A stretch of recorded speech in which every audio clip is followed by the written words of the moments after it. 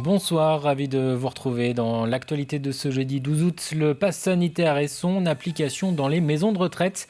Depuis lundi, les EHPAD doivent le demander aux visiteurs à l'entrée. À Mareuil-sur-les-Dissay, à l'EHPAD Les Ardillers, un système de contrôle a été mis en place. Mais dans de nombreux établissements vendéens, aucune vérification systématique n'est instaurée pour le moment. Explication, Marie-Aimée Copleutre. À l'entrée de l'EHPAD Les Ardillers, un contrôle des passes sanitaires est effectué.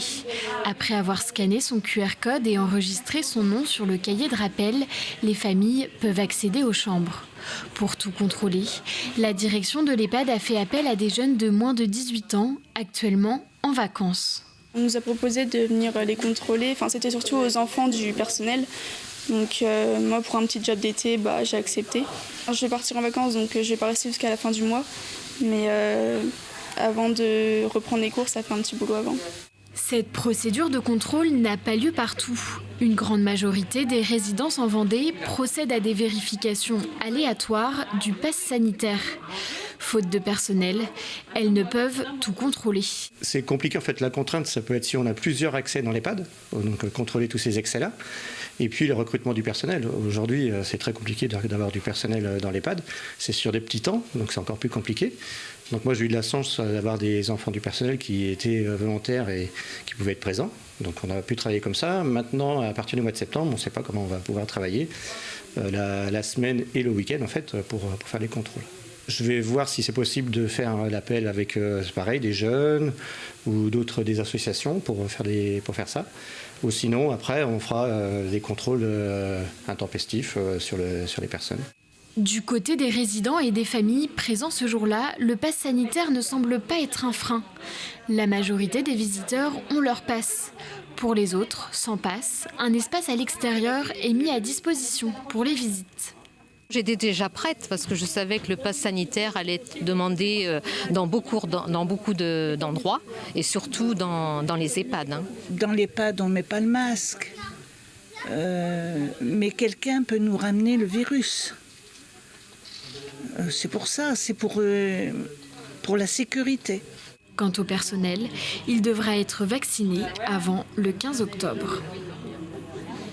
Dans l'actualité également, le public finalement autorisé à assister aux obsèques du père Olivier Maire au sein de la basilique de Saint-Laurent-sur-Sèvre.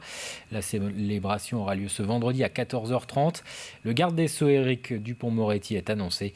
La cérémonie qui sera menée par le président de la Conférence des évêques de France pourra être suivie sur place sur écran géant ainsi qu'en direct sur notre antenne. En bref, un nouveau décès sur les routes du département. L'accident est survenu ce jeudi matin vers 6h30 à Maché. Une collision entre une moto et une voiture. Un homme de 37 ans est décédé. Une femme de 24 ans a été blessée. Au chapitre santé, la Roche-sur-Yon souhaite attirer de nouveaux médecins. 8000 habitants se trouvent actuellement sans généraliste. La lutte contre la désertification médicale est l'une des priorités du contrat local de santé qui vient d'être signé avec l'ARS. Un contrat qui prévoit également des actions auprès des jeunes parents et des réflexions autour de l'accompagnement des personnes âgées. On va avoir aussi un gros travail, par exemple, sur la santé mentale, puisqu'on sait aujourd'hui que c'est une grosse priorité. Et donc, on va mettre en place un conseil local de la santé mentale avec le Mazurel pour coordonner aussi, avoir une vision globale de cette santé mentale. Et puis, on va avoir un travail, poursuivre le travail sur l'attractivité médicale. Donc, on a par exemple inscrit la réalisation d'une 3e maison de santé pluriprofessionnelle sur la ville de La Roche-sur-Yon. Prenons le large à présent avec un focus sur la location de bateaux, un marché en plein essor qui intéresse aussi désormais les entreprises nautiques. Beneteau, par exemple, a lancé son boat club. Les adhérents peuvent louer des modèles récents du constructeur. Les loueurs y trouvent une alternative à l'achat d'un bateau. Le groupe vendéen y voit un intérêt pour élargir et fidéliser sa clientèle. Alexia Janet. Franck Vittel est retraité. Il détient le permis bateau depuis maintenant 3 ans. Et voilà un moment qu'il souhaitait acheter son propre bateau, mais finalement, il s'est tourné vers une autre solution, le boat club. Le principe est simple, il paye un abonnement à l'année et il peut donc utiliser les 8 bateaux de la flotte du club comme bon lui semble, voilier ou moteur. C'est naviguer sans avoir à assumer les contraintes du propriétaire. D'abord, ça a un coût d'acheter un bateau.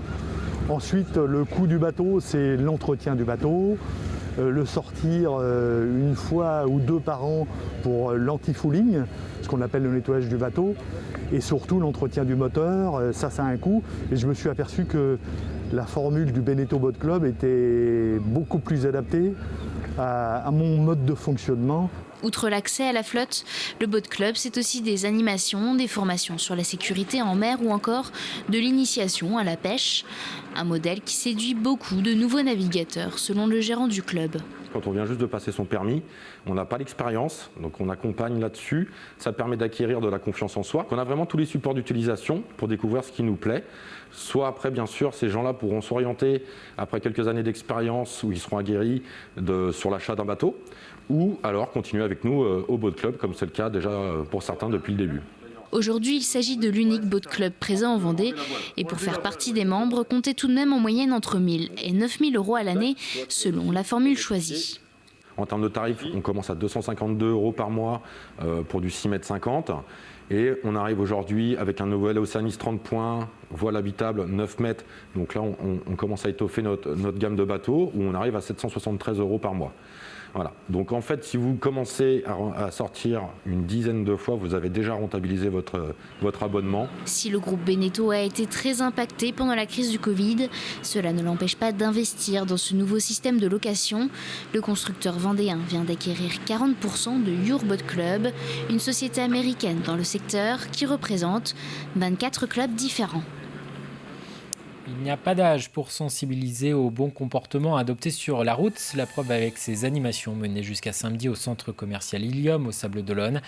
L'opération Bonne Conduite vise à transmettre aux plus jeunes les règles de base à adopter sur la voie publique, à travers notamment des ateliers pratiques.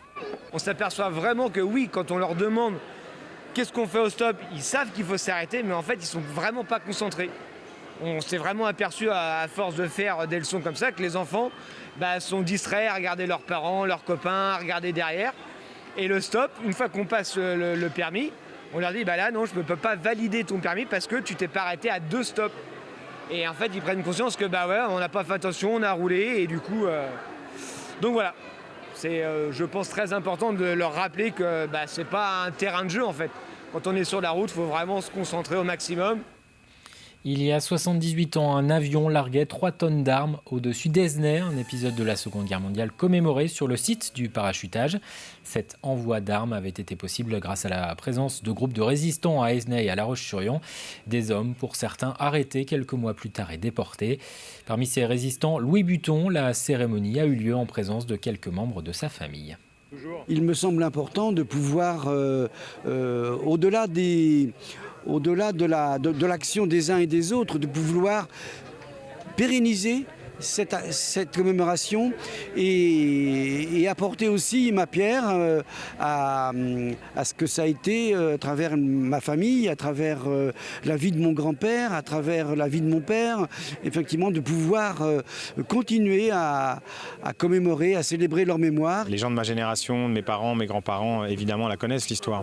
La déportation, la résistance, on la connaît. Nous, voilà, aujourd'hui, je pense que les plus jeunes ont un peu il y a un peu des zones d'ombre, des zones obscures sur toute l'histoire qu'on a pu traverser. Et le cinéma aide à ça. Le cinéma, la télévision, l'art en général aide à ça, aide à justement ne pas oublier. Et Jérémy Banster prépare justement un film autour de ce sujet. Nous vous proposons à présent un voyage dans l'espace. Et pour cela, direction la Chapelle-aux-Lys. La commune vendéenne dispose d'un planétarium qui permet d'en apprendre davantage sur notre système solaire ou encore la formation des étoiles. Une immersion à 360 degrés pour toucher du doigt l'insaisissable de notre univers. Cyril Guillet. Écoutez, bienvenue au planétarium. Donc on est la plus petite commune au monde à posséder un planétarium en tant que commune, bien évidemment, parmi les 950 planétariums qu'il y a dans le monde. Depuis son ouverture en 2019, les visiteurs sont nombreux à pousser la porte de ce planétarium. Un lieu unique en Vendée, véritablement tourné vers les étoiles. Bon, grosso modo, pour se donner une petite idée, on estime qu'il y a dans l'univers plus d'étoiles qu'il n'y a de grains de sable sur Terre. Le planétarium s'est installé à la Chapelle-aux-Lys tout simplement parce que y a une histoire de l'astronomie depuis maintenant plus de 10 ans qui s'est progressivement installée à la Chapelle-aux-Lys. J'en suis un petit peu la cause. Donc j'ai installé mon propre observatoire il y a 12 ans ici, tout simplement parce qu'il y a un ciel d'une très grande qualité, parce qu'il y a très peu de pollution lumineuse. Un voyage dans l'espace et dans le temps bien installé devant une projection hémisphérique sur 360 degrés. C'est un lieu assez exceptionnel qui permet de reproduire le ciel étoilé de n'importe quel endroit de la Terre à n'importe quelle période. On peut par exemple redécouvrir à quoi ressemblait le ciel au temps du Christ par exemple, ou vivre par procuration la prochaine éclipse totale de soleil visible en Vendée le 4 juin 2160.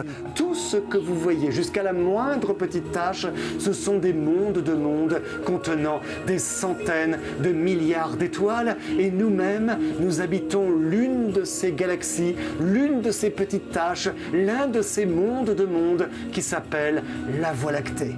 Mais on peut aussi, grâce au planétarium, littéralement voyager à travers le système solaire, se balader sur la Lune, se poser sur Mars, être au milieu des nuages de Jupiter, voire même quitter le système solaire, traverser la Voie lactée et aller à l'autre bout de la galaxie.